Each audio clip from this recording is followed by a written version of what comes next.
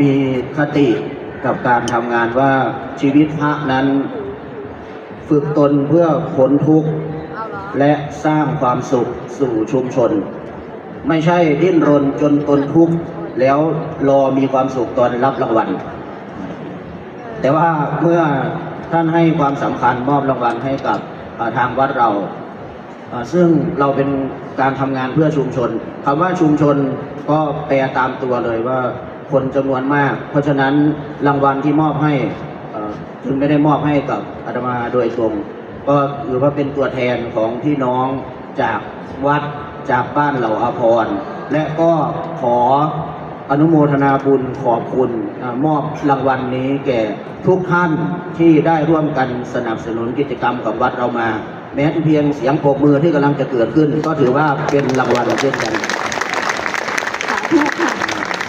ก็ขออำนวยอวยพรให้ทุกท่านมีความสุขความเจริญประสบแต่ความผาสุกสวัสดีตลอดปีตลอดไปธรรมะสวัสดีสาธุขอแสดงความยินดีกับ